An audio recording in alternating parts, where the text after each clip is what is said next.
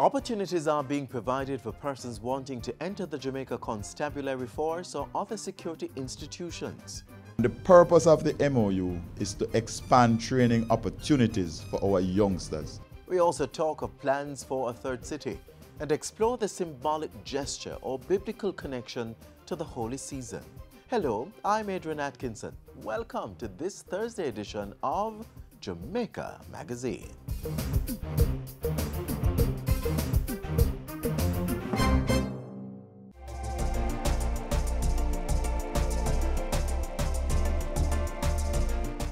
Safety on our roads is our responsibility. Jamaicans, drivers, passengers, motorcyclists, and pedestrians, slow down. Observe the rules of the road. Be courteous. Drive defensively. Be considerate. Buckle up. Wear a helmet. The careless overtaker is only rushing to the undertaker. Not observing the rules of the road could cost you your life and that of your loved ones. I encourage all road users to take special care as we use public thoroughfares. The life you save may be your own. Remember, your family wants you to arrive alive.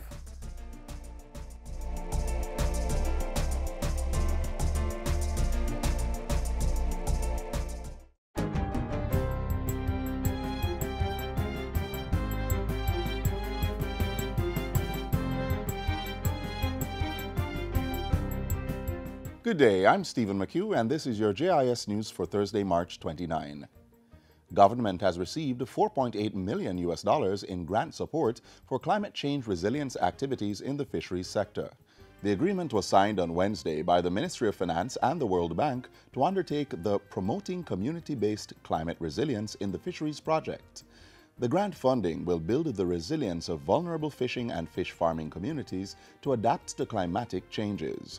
Finance Minister Dr. Nigel Clark says the project will contribute to poverty alleviation and improve the sustainability of the fisheries sector. The fishing industry plays a crucial social, cultural, and economic role in Jamaica. There are approximately 50,000 Jamaicans who work in the fishing industry, either formally or informally.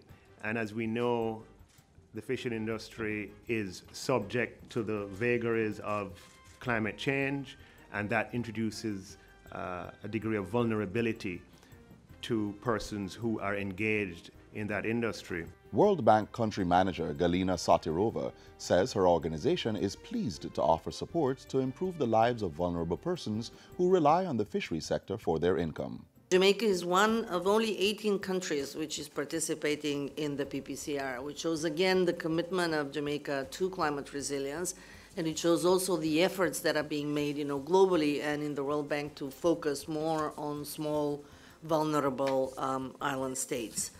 Jamaican Army personnel will be trained in advanced military tactics and techniques through the newly opened Caribbean Special Tactics Center, CSTC.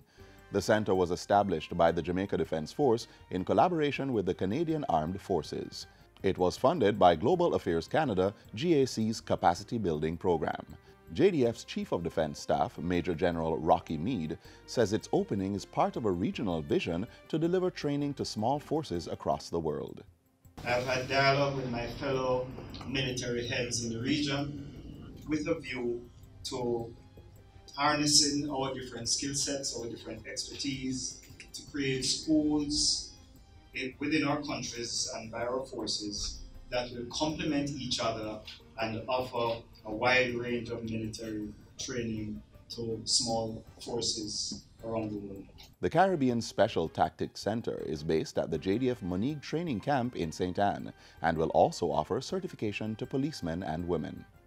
The Ministry of National Security says it has formally reported O'Brien's International Car Sales and Rental Limited to the fraud squad of the Jamaica Constabulary Force, JCF. O'Brien's was contracted to supply 200 vehicles to the JCF, but had only delivered 30 at the end of 2017, while 66 were being held on the wharf as the company failed to pay the general consumption and special consumption taxes for import. The Security Ministry had subsequently sought and received proceeds of a $42 million performance bond from O'Brien's as it tried to get the additional vehicles to the force. Now the ministry says it is actively pursuing the proceeds of the advanced payment guarantee. At the same time, the ministry has written to the head of the fraud squad and handed over all relevant documents to pursue the matter. Former National Security Minister Robert Montego asserts that O'Brien's failed to perform, and handing over the matter to the fraud squad should be taken seriously by all contractors. He insists that at no point was a cent of Jamaica's tax dollars at risk, as these monies were protected by bonds. The Cascade Health Center in Hanover is that parish's first beneficiary of government's Adopt a Clinic program. The Jamaica 55 Charities Group UK has adopted the clinic and promised support of $1 million annually over a 3 to 5 year period. Health Minister Dr. Christopher Tufton says it's among 55 health centers that have already received support pledges under the program, with more investors coming on board. This year, we intend to see a serious partnership, a contract of commitment for service in public health between well-thinking citizens who are connected to their culture and their roots, whether corporate or individual, and health centers staffed by dedicated staff members who want to reach out and to provide support for their community. And finally, several schools across the island will be benefiting from 50 laptops and 50 tablets donated by Visions International Ministries, a charity based in Fort Lauderdale in the United States. In addition to early childhood, primary and secondary schools, the initiative will also benefit the state-run children's home, Glen Hope Place of Safety. Member of Parliament and wife of the Prime Minister, Juliet Holness, has lauded the initiative and is encouraging more Jamaicans in the diaspora to aid in national development, particularly through education. The cost of the budgetary demands on every government, I must tell you, increases every year. From year to year, it becomes a greater need to support early childhood, to support primary and secondary and tertiary education in institutions all across Jamaica. Mrs. Holness was speaking at the handover ceremony at the Four Square Gospel Church on Tuesday. And that's it for JIS News Today. I'm Stephen McHugh. Thanks for watching.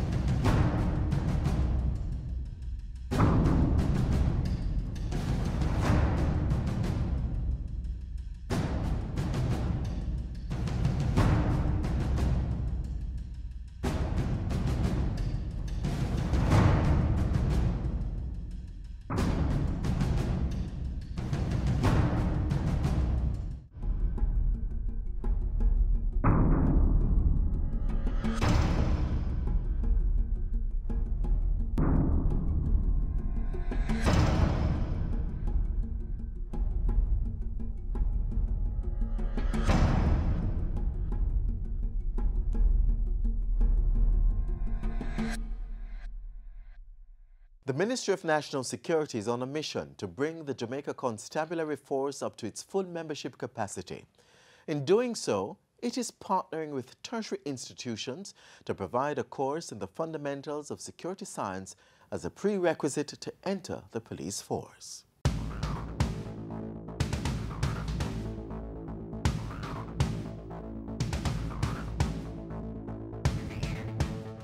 We have 3,000 spaces on the establishment for police officers. We have 2,000 spaces for persons to go into the army. We have 300 for persons in the correctional service and 40 spaces for immigration. It is nice to say we have the vacancies, but we must actively go after the persons who we want to join. To facilitate this, the Ministry of National Security has entered into an agreement to teach fundamentals in security science to college students.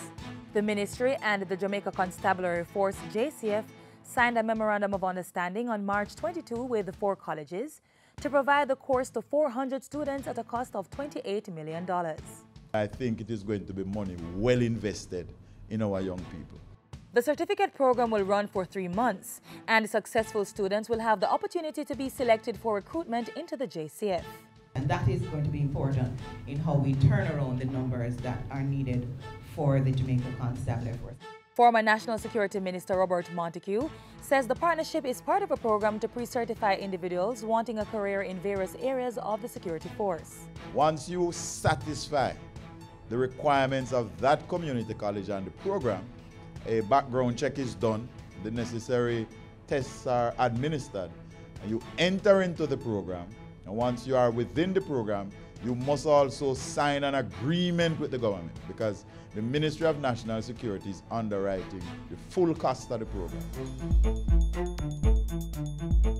Director of the National Police College, ACP Yvonne Martin Daly, says the courses will introduce students to core knowledge that is necessary for policemen and women. This program will incorporate topics like communication, sociology, information technology, customer service ethics, the Jamaican justice systems, and that will incorporate some theoretical aspects of the laws in Jamaica that is usually taught at the college. And of course, they will be involved in physical fitness and community engagement. The Security Ministry and the community colleges will jointly advertise the program and invite persons to apply to the various institutions. After receiving the certificate at the end of the course, persons wanting to enter the police force will have to do a polygraph and a medical test. Provision is also in place to accommodate persons who did not make it into the force. And the program is also crafted with the PSRA, the Private Security Regulatory Authority, so that persons who complete the program, don't make the cut to go into the JCF, would have the basics to enter into the private security industry.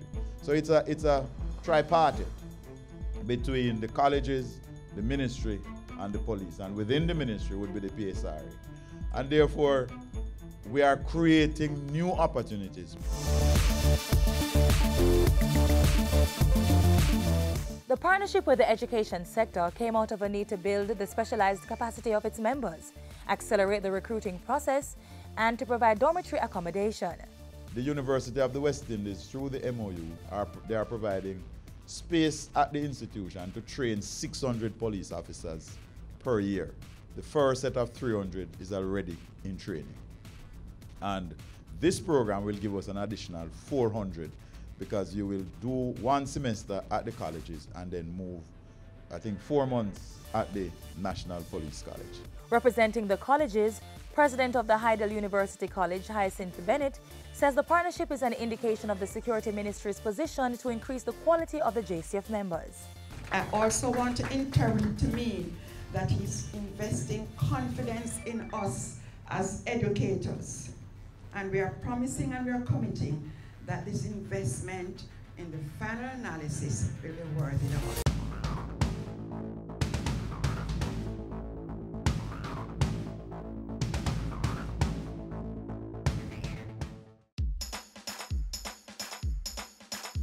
We want a productive Jamaica. We are not productive Jamaicans. Productivity to move forward on this land. Productivity, that's the way to go, we should understand. Productivity is the way to go for all us Jamaicans. Small business, big business, old and young, we are tell every woman and man. We want growth and prosperity for a better nation with a building plan. So we can build our product and sell our product and put more money in our hand. Our economy can rise to a level and build a better nation. Productivity to move forward on this land. Productivity, that's the way to go, we should understand. Productivity to move forward on this land. Productivity, that's the way to go, we should understand. Productivity. Productivity, pathway to prosperity. A message brought to you by the Jamaica Productivity Center, a department of the Ministry of Labor and Social Security. Up next, the Urban Development Corporation shares an update on government's quest to create a third city.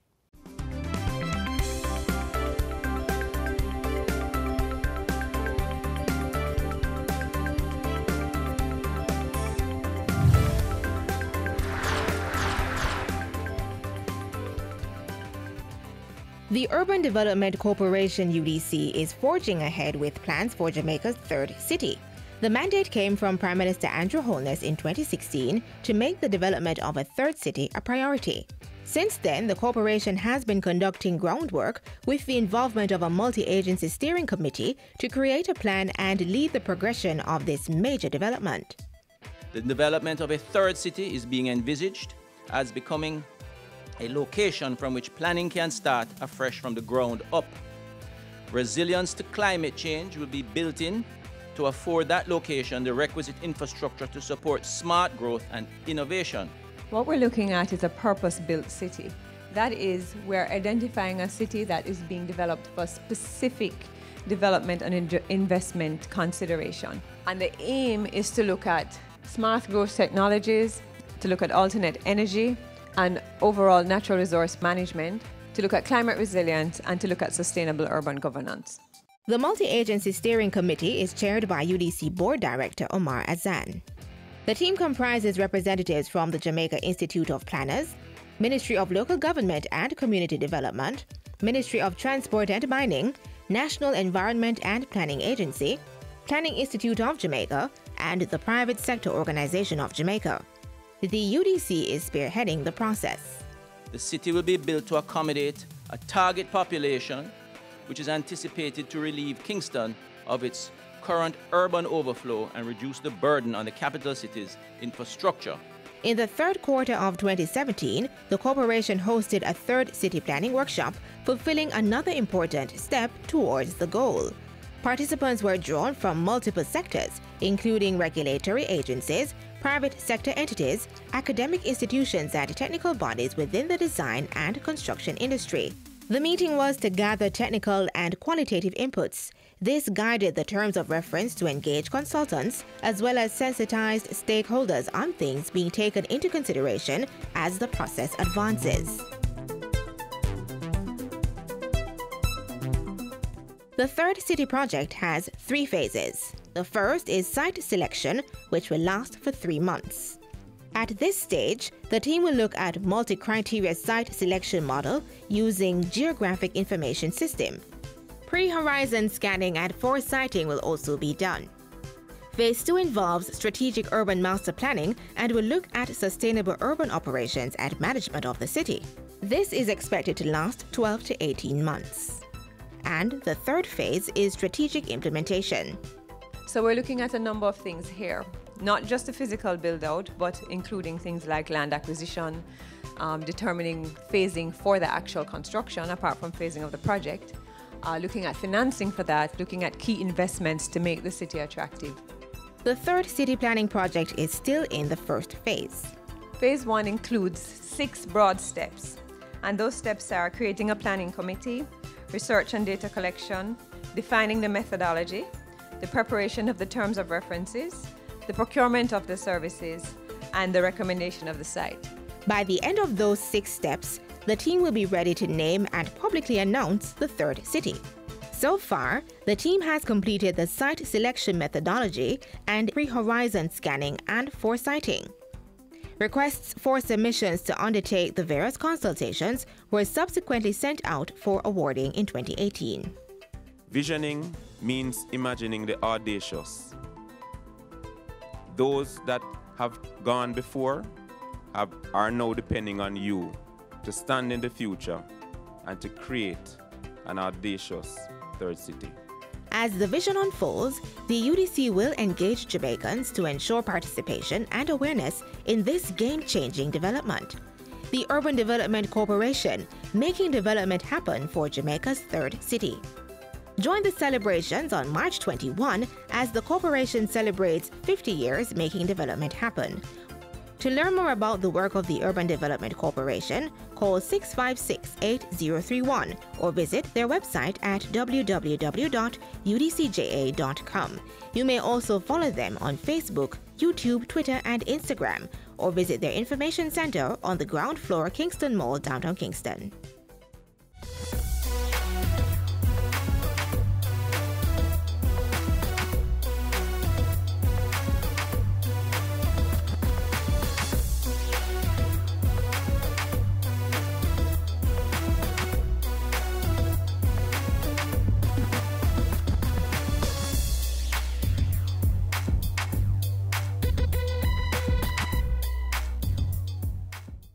It's Holy Thursday, the closing out of the 40-day Lenten period. It's one with different traditions and beliefs, and in this next feature, we explore their biblical connection. He was nailed to the cross for me. He was bruised and battered so that I might go free. The persecution, the crucifixion, and the resurrection, all reminders of the celebration of Easter. Although edged in controversy over the true origin of the dates, the events of the death and resurrection of Jesus Christ are embraced mostly by Catholics, Lutherans, Methodists, and Presbyterians. The tradition also continues with the Anglican, Eastern Orthodox, and some non-denominational churches.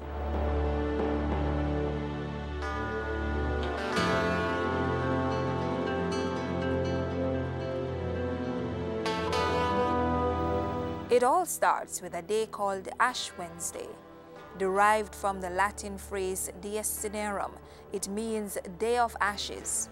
Per Catholic custom, on this day, a cross is marked on the believer's forehead in ashes, symbolizing one's belief in Christ. This marks the physical and spiritual beginning of the Lenten season. The importance of the practice of Lent in the early church was to prepare candidates for baptism. And part of this was done through an alignment with the life of Christ, his 40 days and 40 nights in the desert. So his followers observe 40 days of repentance, starting Ash Wednesday and ending Holy Saturday, the day before Easter Sunday. The Sundays in this period are not counted among the 40 fasting days. Ash Wednesday is usually dedicated as a time of fasting and the recital of penitential psalms. Traditional customs include the stages of the cross, with the priest stopping at each of 14 images depicting stages of the condemnation, crucifixion, and resurrection of Christ. The Catholic Church is among those that wear special colors that are supposed to have biblical meaning, like red on Good Friday, signifying dying for Jesus through your faith in God. A more common practice among other Christian churches is the partaking of the Holy Communion as well as a 21-day fast, which begins on Ash Wednesday. While some people decide not to eat anything all day, others just have bread and water. Some Christians also abstain from all meat on Ash Wednesday and all Fridays in Lent. But the relevance of this and many of the customs of Easter is a matter of dispute, even among those of the Christian faith. But if you look at the history, you would have discovered that it has a pagan concept.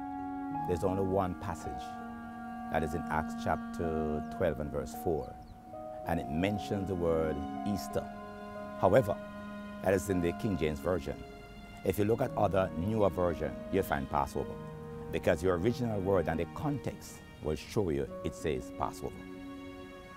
So there's no biblical support for it. Christian believers say the number 40 is a special number in the Bible that signifies preparation for something special, like the 40 days of rain that covered the land in a flood in the time of Noah, Moses' sojourn on Mount Sinai for 40 days and 40 nights, Jonah giving the people of Nineveh 40 days to repent. We see how when Jonah eventually responded to God's entreaty to go to the Ninevites, and he preached to the Ninevites, immediately from the king all the way to a little child, they donned ashes and sackcloth and repented of their sins. Then there was Jesus' 40 days in the desert in prayer and fasting before he began his ministry. This is said to have prepared Jesus for his work on earth, and it is believed that this practice purifies by weaning men from sin and selfishness. This is essentially it, to be the body and the blood of Jesus Christ in the world. The aim, the objective of all that we do in our worship, in our prayer, in our self-sacrifice is to become another Christ, And when the church becomes truly this, the church makes a saving impact upon the world. But that ideal is not the bone of contention. By much of its symbolism and its position on the calendar, Easter is linked to the Jewish Passover and Exodus from Egypt recorded in the Old Testament. But Christians base much of their beliefs and practices on the reports of Jesus' Last Supper. Yet that foundation is contested by sources like the ecclesiastical historian Socrates of Constantinople, also known as Socrates Scholasticus, and not to be confused with the Greek philosopher Socrates. Socrates Scholasticus attributes the observance of Easter simply to the church's attempts to perpetuate its customs, insisting that neither Jesus nor his apostles endorsed this or any other such festival. But despite opposing views that there is neither biblical nor historical record of Jesus, the apostles, or the early church's participation in Lenten season, Christians are holding fast to the tradition and strongly believe it still has its significance today. Still, they are not united on the date. You'd have to go back from about, say, the 3rd century. It started the practice and was fully canonized with the Council of Nicaea. That is AD 325, the Constantine. And they sort of gave credence to it. By the time you got to the 8th century, it was already fully established. So coming down to us, they'd have lost whatever concept it had before, because there was no biblical support for it. But by the time it comes to us now, it is well entrenched. So everybody seems to answer and believe in what we call the Easter story. Using the Gregorian calendar, Christian churches in the West celebrate Easter on the first Sunday following the full moon after the vernal equinox on March 21. Easter is therefore observed anywhere between March 22 and April 25 every year. The Eastern Orthodox and most Oriental Orthodox churches retained the Julian calendar, typically celebrating the holiday a week or two after the Western churches. So the Czech Church's perspective on whether it's Lent or seeing Lent as the renewal of the life of human beings is placed within worship itself. And for us, that worship takes place on a daily basis. We have no problem with that because we accept the sacrifice of Jesus Christ and his atonement for us. What we don't believe in, it is the Easter celebration that takes place. In Holy Scripture, there is this constant call, constant reminder that our lives are out of sync with God, with what God expects of us. And so we must constantly be in a state of renewal. Lent is a call to renewal.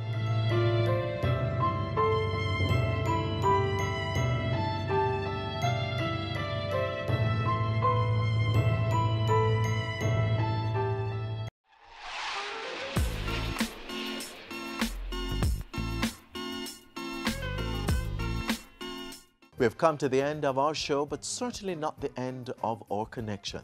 Just click on our website, jis.gov.jm. And while you're online, send your feedback to Jamaica Magazine at jis.gov.jm or via tweet at JIS News. Do join us again tomorrow for another program. On behalf of the entire production crew, I'm Adrian Atkinson. Do take care.